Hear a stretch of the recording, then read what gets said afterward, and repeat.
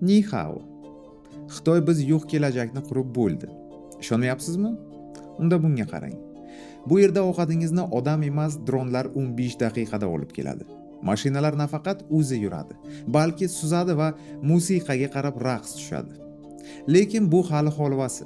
Siz $16,000 o'zingizga kung funi biladigan temir xizmatkor sotib olishingiz mumkin. Shifoxonalarda esa sizni charchoq nimaligini bilmaydigan robot jarrohlar operatsiya qiladi. Bugun biz Xitoyning dahshatli samaradorligi haqida gaplashamiz. Nega ular 6 yoshidan sun'iy intellektni o'rganishga majbur? Qanday qilib butun boshli magistral yo'llar birorta ishchisiz qurilyapti va eng asosiysi, robotlar hamma kasbni egallasa, oddiy ishchilarga, santexnik va haydovchilarga bu kelajakda joy qoladimi? Tayyor turing. Miqyos va tezlik sizni shokka tushirishi aniq. Siz bilan Davronov Faktor va keling, hamma narsani bittama-bitta gaplashib chiqamiz. Xullas, obuna bo'lib videolarimni ko'rishlaringizni so'rashdan taslim bo'lmayman. Obuna bo'linglar. Agar video yoqsa, albatta like bosib, kommentariyada fikrlaringizni qoldiringlar va har doimgidek meni qo'llab-quvvatlamoqchi bo'lganlar uchun donat uchun QR kod ekranda, opisaniyada esa havola. Oddiy narsadan boshlaymiz. Pizza buyurtma qilganingizda odatda qancha kutasiz? O'rtacha 1 soat, to'g'rimi? Xitoyda bu holat allaqachon orqada qoldi.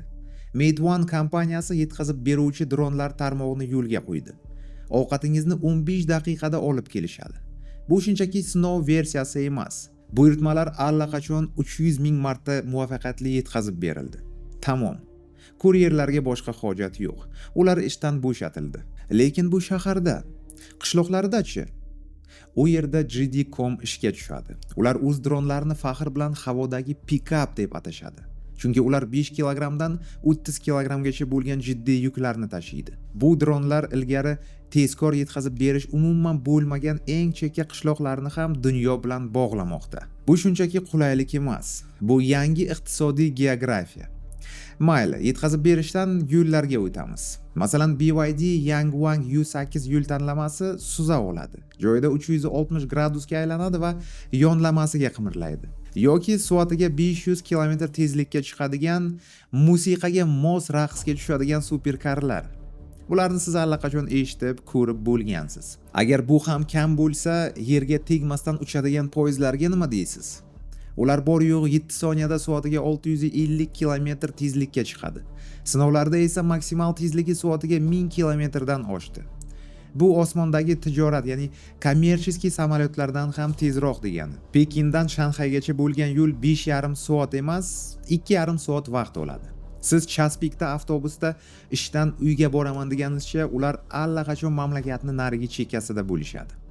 Xullas, logistika va transport u yerda biz tushimizga ham kirmaydigan kosmik tezlikda ishlayotganini tushundik. Ular texnologiyani olishdi, uni aql bovar qilmas darajaga yetkazishdi va qolganlarga nisbatan arzon qilib qo'yishdi. Bu to'g'risini aytsam, ularni tushunib bo'lmas strategiyasi. Unitree G1 bilan tanishing. Uning bo'yi 10 yoshli boladek keladi, lekin kung funi qoyillatadi. Professionallardek raqs tushadi va ko'pchilik kattalardan tezroq yuguradi. Og'irligi 35 kilogramm. 23 ta harakatlanuvchi bug'umi bor. Yuradi, sakraydi, qo'l berib ko'rishadi va hatto tashish uchun chemadandek yig'iladi. Narxi esa bor yo'g'i $16,000. Xitoy sizga gumanoid robotni, ya'ni yangi texnologiyani Gentra narxida taklif qilyapti. U uy yig'ishtirishda yordam beradi. Ko'nglingizni ko'taradi va kerak bo'lsa mashina bagajiga o'zi yig'ilib sakrab oladi. Davom etamiz. Unitree Go 2 robot itlar. Ular shunchaki o'yinchoq emas. Vazni 15 kilogramm, soatiga 9 km tezlikda yuguradi. Ular yengillik bilan orqa va oldinga salto otadi. Koliso bo'lib aylanadi va oyoqlarini osmonga qilib yura oladi. 4 lidarlari bor. Demak 360 gradusni ko'radi. Hech qanday ko'rinmaydigan burchak qolmaydi. Hozirda ulardan butun dunyo bo'ylab politsiya va harbiylar foydalanishmoqda. Osiyo o'yinlarida esa ular disk va nayzalarni tashish uchun ishlatildi. Xullas, robotlar arzon, aqlli va universal bo'lib bormoqda. Lekin ular bizga o'xshab qolsa nima bo'ladi? Xitoy bu miqyos va markazlashuv har doim birinchi o'rinda turgan sivilizatsiya. buyuk Xitoy devoridan tortib bugungi 5 yillik rejalargacha. Va mana, ular sun'iy intellekt sohasida ham buyuk sakrashni amalga oshirmoqda. Bizda bolalarga gadjetlar zararlimi, yo'qmi deb cheksiz bahslashib yurgan bir paytda Pekinda har bir bola 6 yoshidan sun'iy intellekt darsiga borishga majbur. Yana bir bor qaytaraman. Bu xohishga qarab tanlanadigan to'garak emas. Bolalar yiliga kamida 8 soat sun'iy intellektni o'rganishlari shart. Bolalar ko'paytirish jadvalini yodlashdan oldin sun'iy intellektni o'rganishni boshlashmoqda. Ular eng ilg'or dasturlar uchun 184 ta maxsus maktabni tanlab olishgan va shu maktabdagi bolalar voyaga yetguncha biz hatto tasavvur ham qila olmaydigan texnologiyalarni boshqara boshlashadi. Ular yangi sivilizatsiyaning poydevori. Ular uchun sun'iy intellekt hashamat emas, balki oddiy bazaviy ko'nikma. Bu tizimli yondashuvni hatto ular qurgan yo'llarda ham ko'rishingiz mumkin. Hech o'ylab ko'rganmisiz? Bitta bo'lsa ham ishchi qatnashmaydigan holda butun boshli avtomagistralni qurish mumkinmi? Xitoyliklar buni uddalashdi. Ular 100 ta haydovchisiz samosval yordamida yo'l qurishdi. Har biri 85 tonna yuk tashiydigan ulkan mashinalar. Ular hatto 40 daraja sovuqda ham haydovchisiz, to'liq mustaqil harakatlanadi. Xitoy kompaniyalari yo'l qurilishi uchun butun boshli robot flotlarni ishga tushirib bo'ldi. 10 ta avtonom yo'l tekislovchi katok, gigant asfalt yotqizuvchilar. Ular GPS va aqlli algoritmlar yordamida yo'llarni avtomatik tarzda qurishyapti. Robotlar boshqa robotlar yurishi uchun yo'l quryapti. Ularni keyingi maqsadi yilning oxirigacha bunday samosvallarni 5000 tagacha yetkazish. Bularni barchasi to'liq nazorat va samaradorlik haqida. Lekin nazorat deganda eng muhim narsani, hamma narsani ko'rib turuvchi ko'zni aytmasak bo'lmaydi. Siz aeroportga kelganingizda pasportingiz va chiptangizni ko'rsatasiz, to'g'rimi? Xitoyning 62 ta aeroportida bunga endi hojat yo'q. 557 ta xavfsizlik kanali yuzni tanish tizimidan foydalanadi. Tizim shunchaki yuzingizni skaner qilish orqali kimligingizni biladi. Shanxay aeroportida bironta odamga bir og'iz so'z aytmasdan ro'yxatdan o'tishingiz, bagajni topshirishingiz va samolyotga chiqishingiz mumkin. Butun jarayon bor yo'g'i 12 soniya vaqt oladi. Keling ko'chaga chiqamiz. Xitoyda 200 milliondan ortiq kuzatuv kameralari o'rnatilgan. Bu butun Amerikadagi kameralardan 4 baravar ko'p degani. Ular buni Skynet tizimi deb atashadi. U mamlakatdagi har bir insonni real vaqt rejimida kuzatib boradi. Texnologiya shunchalik rivojlanganki, u yo'lni noto'g'ri joydan kesib o'tganlarni ham, medik niqobsiz yurganlarni ham darrov aniqlaydi. Eng qizig'i, u jinoyat sodir bo'lishidan oldin uni bashorat qilish imkoniyatiga ega. Politsiyachilar sun'iy intellektli aqlli shlemlar kiyib yurishadi. Bu shlemlar odamlarni skaner qiladi va qidiruvdagi jinoyatchilarni identifikatsiya qiladi. Bu qulaylik va to'liq nazoratni chegarasi. Lekin bunday giper samaradorlik bahosi anonimlikni butunlay yo'qolishidir. Aytgancha, naqd pul, hamyon va hatto telefonni ham unuting. Xitoyda siz kaftingiz orqali to'lov qilishingiz mumkin. Palm Pay tizimi kaftingizdagi chiziqlar va tomirlarni skanerlaydi. Bu barmoq izidan xavfsizroq va hamyonni cho'ntakdan chiqarishdan ko'ra tezroq. Uje 1,5 mingta do'kon shu tizimda ishlayapti. Bunday tizimning xato qilish ehtimoli milliondan 1 bo'lakka ham yetmaydi. Endi o'zingiz bilan tanangiz a'zolaridan boshqa hech narsa olib yurishingiz shart emas. Bu shunchaki infratuzilma emas. Keling yana robotlarga qaytamiz.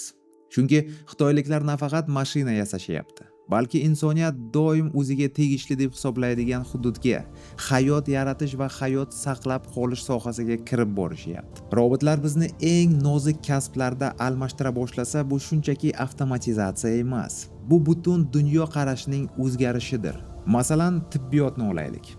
Xitoy kasalxonalarida sun'iy intellektli mashinalar tomirni eng tajribali hamshiralardan ko'ra aniqroq topadi va qon oladi. Endi hozir yana bir marta urinib ko'ramiz degan gaplar, og'riqli ukollar bo'lmaydi. Lekin bu hali holvasi. Dori tashuvchi robotlar kerakli dorini dorixonadan olib, palataga sanoqli daqiqalarda yetkazib beradi. Hayot uchun muhim bo'lgan vaqtni yo'qotish o'tmishda qoldi. Endi esa xuddi kinolardagidek sahnaga tayyor turing. Xitoylik jarroh bemordan 8000 kilometr uzoqda turib operatsiya o'tkazyapti. Shifokor bir shaharda o'tirib, robot tizim esa minglab kilometr uzoqdagi boshqa shaharda bemorni operatsiya qilyapti. Mana doktor Alfred. Bu sun'iy intellektga ega robot jarroh. U shunchalik real ko'rinadiki, qarshingizda odam turgandek his qilasiz. U bemalol muloqot qiladi, bir necha tilni tushunadi va tibbiy savollarga javob beradi. Xitoy dunyodagi birinchi sun'iy intellekt shifoxonasini qurdi. 14 ta robot shifokor va 4 ta robot hamshira. Ular bir kunda 3000 nafar bemorni davolaydi va eng dahshatlisi, bu robot shifokorlar 93% holda to'g'ri diagnoz qo'yadi.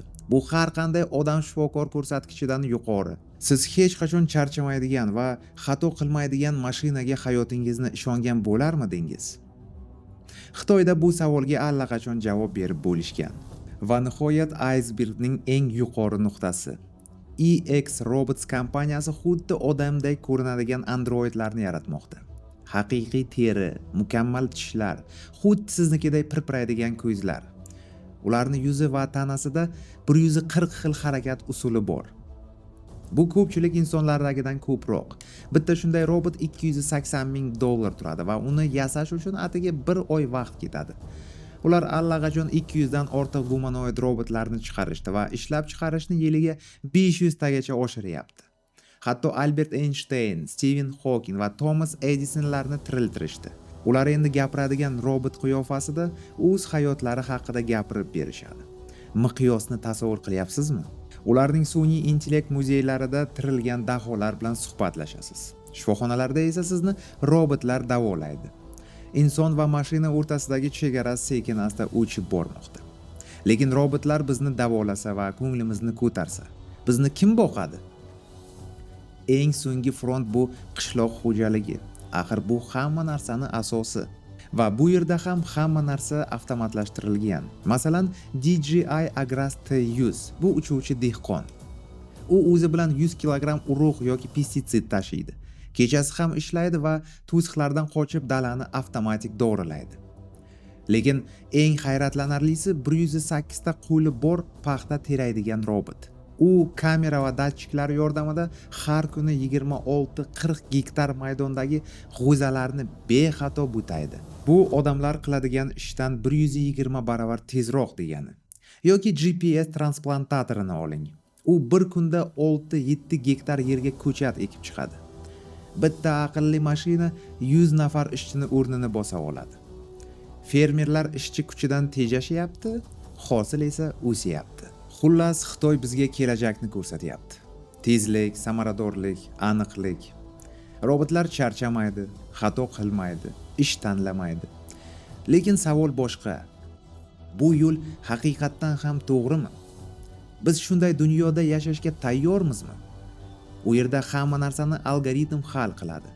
U yerda kameralar har bitta qadamingizni ko'radi. U yerda robotlar sizdan yaxshiroq ishlaydi. So'nggi yillarda chiqqan filmlarni eslang. Ko'plari bitta g'oyani aytadi.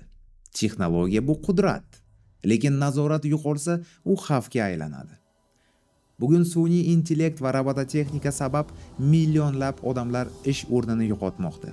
Kuryerlar, haydovchilar, zavod ishchilari, ertaga ofis xodimlari, keyinchi inson qiymati nima bilan o'lchanadigan bo'ladi? Balkim bu inqilob insoniyat tarixidagi eng katta sakrashdir yoki eng katta xatolardan biri. Texnologiyalar rivojlanishda davom etyapti. Buni to'xtatib bo'lmaydi. Savol bizni qachon almashtirishlarida emas. Savol shundaki, inson mehnati boshqa kerak bo'lmagan dunyoda biz kim bo'lamiz? Shuni izohlarda yozing. Davronov Faktor siz bilan bo'ldi. Siz esa men bilan bo'ling.